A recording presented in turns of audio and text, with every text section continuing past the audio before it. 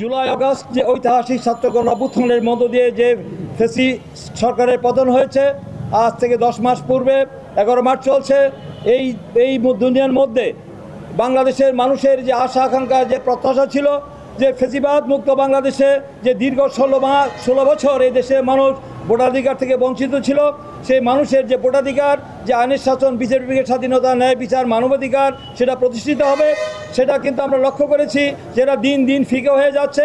আন্দোলন সংগ্রামের মধ্য দিয়ে এবং শত শহীদের রক্তের বিনিময়ে আমরা দেখেছি আমাদের আবু সাইদ, ওয়াসিম আকরাম, তাহমিদ সহ প্রায় 2000-এর বেশি মানুষের ছাত্র জনতার রক্তের বিনিময়ে, এবং আমরা দেখেছেন দীর্ঘ 16 বছরের যে আন্দোলনের মধ্য দিয়ে আমাদের যে কাঙ্ক্ষিত প্রত্যাশিত যে স্বৈরাচার মুক্ত আমরা একটি বাংলাদেশ প্রতিষ্ঠা করেছি, যে নতুন বাংলাদেশ বিনির্মাণের জন্য যে প্রতিশ্রুতি দেওয়া হয়েছিল, তার পরবর্তী আমরা দেখেছিলাম যে এই দেশের সকল জনগণের সমস্ত শ্রেণী পেশার মানুষের সমর্থনের মধ্য দিয়ে বর্তমানে এই অন্তর্বর্তীকালীন সরকার interim government doctor Mohammad Yunus সরকার প্রতিষ্ঠা হয়েছিল। বিশ্ববিজয়ী এবং নোবেল বিজয়ী ডক্টর ইউনূস সরকারের কাছে মানুষের সঙ্গত কারণে অনেক আশা আকাঙ্ক্ষা প্রত্যাশা ছিল যে আগামী 3 মাসের মধ্যে হয়তো তিনি একটি অবাধ, সুষ্ঠু, গ্রহণযোগ্য, ইনক্লুসিভ, একটি ক্রেডিবল, একটি অংশগ্রহণমূলক নিরপেক্ষ নির্বাচন করবেন।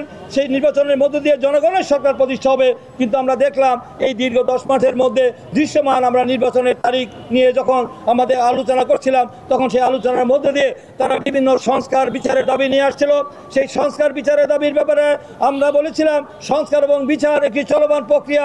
সংস্কার বিচার অবশ্যই আমরা চাই। সংস্কার, অধিকাংশ সংস্কার আমাদের করেছি। আমরা 31 দফা রাষ্ট্র সংস্কারের মধ্যে আমরা দেখেছেন যে বিএনপিও সেই সংস্কারের যে উল্লেখযোগ্য সংস্কারগুলি করেছে।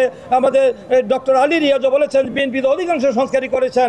তারপরে আমরা দেখতে পাচ্ছি এখন সেই যে সংকটের মধ্য দিয়ে যখন পরিস্থিতি গোলাটে হচ্ছিল, একটি অনিশ্চয়তা ছিল, মানুষের মাঝে যে উৎকণ্ঠা, উদ্বেগ, শঙ্কা ছিল, সেই শঙ্কার মধ্য দিয়ে আমরা দেখলাম যে লন্ডনে যে ঐতিহাসিক একটি বৈঠক হয়েছে দলের একটি চেয়ারম্যান তারেক রহমানের সাথে ডক্টর মোহাম্মদ ইউনূসের যে বৈঠক হয়েছে, যে বৈঠকের মধ্য দিয়ে বাংলাদেশের মানুষের যে আশাকাঙ্ক্ষা, যে উৎকণ্ঠা, উদ্বেগ ছিল, সেটা নিরসন করে এই রাজনৈতিক দল এবং এই দেশের আমরা দেখেছি সমস্ত শ্রেণী পেশার মানুষের মধ্যে স্বস্তির নিঃশ্বাস তারা ফেলেছে যে আগামী 2026-এর ফেব্রুয়ারি মাসের প্রথম দিক থেকে নির্বাচনের কথা হয়েছে।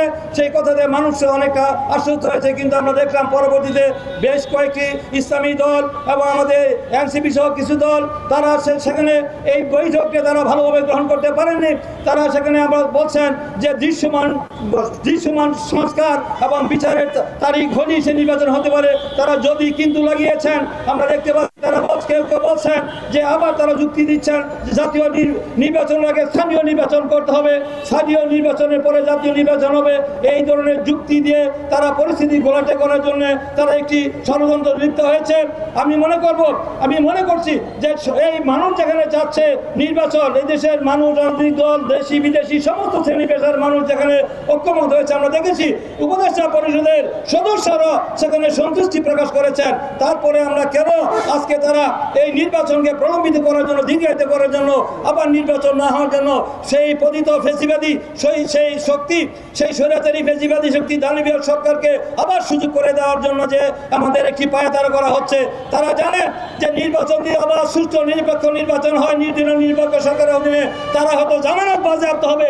তাই তারা নির্বাচনকে প্রলম্বিত করার জন্য বিভিন্ন অজুহাত নিয়ে পিয়ারের কথা বলছেন, যে সংখ্যানুপাতিক পদ্ধতির কথা বলছেন, তারা বলছেন যে সংস্কারের কথা বলছেন। এই কথা বলে তারা দেশে একটি অস্থিতিশীল পরিস্থিতি তৈরি করার চেষ্টা করছেন।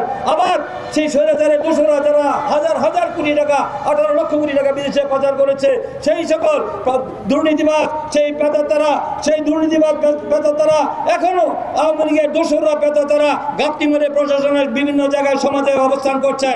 তাদেরকে আইনের আওতায় এখন আনা হয় নাই।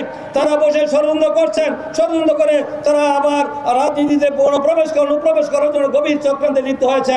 এবং আমাদের কারণে, আমাদের কোনো রাজনৈতিক ব্যক্তিদের কারণে তাদের ব্যক্তিগত স্বার্থ, দলীয় স্বার্থ, গোষ্ঠীর স্বার্থ চরিতার্থ করার জন্য যদি তাদেরকে সেই সুযোগ করে দেওয়া হয়, তাহলে সমস্ত দায়িত্ব সেই সকল সংগঠনকে নিতে হবে।